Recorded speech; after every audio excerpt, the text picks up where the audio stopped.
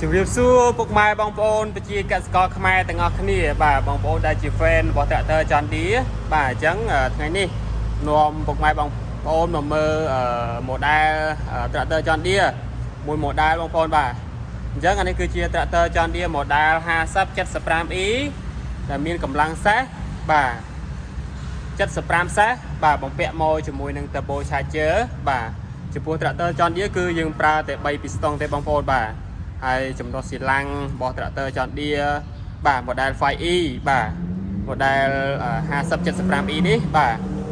គឺចំណុះស៊ីឡាំងរបស់វាគឺ 2.9 លីត្របងប្អូនបាទប៉ុន្តែផលិតកម្លាំងសេះបានរហូតដល់បាទ75សេះបងប្អូនបំពាក់មកជាមួយនឹង turbo charger ដែលជួយបង្កើនប្រសិទ្ធភាពបាទធ្វើការបំសិនបាទជួយបង្កើនប្រសិទ្ធភាពឲ្យម៉ាស៊ីនហ្នឹងបាទខ្លាំងជាងមុនបាទតាក់ទងជាមួយនឹង turbo charger បាទគឺនេះគឺជាស៊េរីថ្មីបងប្អូនបាទអញ្ចឹងដែលទៅតែយើងនាំចូលមកបាទជាមួយនឹង model 5E នេះបាទអញ្ចឹងចំពោះដល់បងប្អូនបាទចង់ដឹងព័ត៌មានតាក់ទងជាមួយ tractor John Deere តាក់ទងជាមួយនឹងគុណបាទតាក់ទងជាមួយនឹងលក្ខណៈពិសេសបងប្អូនលក្ខណៈពិសេសផ្សេងរបស់ tractor John Deere បងប្អូនអាច comment សួរខាងក្រោមវីដេអូបានណាបងប្អូនបាទអញ្ចឹងចំពោះ tractor John Deere យើងប្រើជាប្រភេទប៉ុងត្រង់បងប្អូនបាទបងប្អូនឃើញសាច់ដែកប៉ុងបាទរឹងមាំមែនតើតាក់ទងមួយប៉ុងត្រង់បែបនេះប្រភេទបែបនេះហ่าបាទ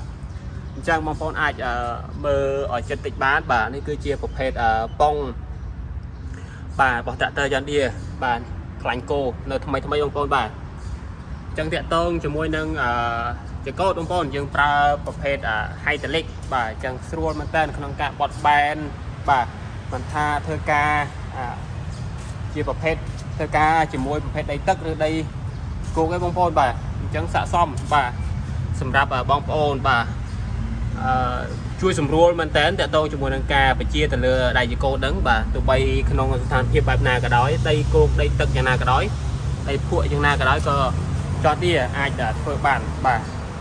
អញ្ចឹងបើសិនបើបងប្អូនបាទចង់ដឹងតាក់ទងជាមួយនឹងលក្ខណៈពិសេសរបស់ tractor John Deere model បាទ 5075E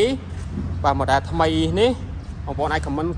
សួរខាងក្រោមវីដេអូបានណាបងប្អូនបាទអរគុណច្រើនជម្រាបលាបងប្អូន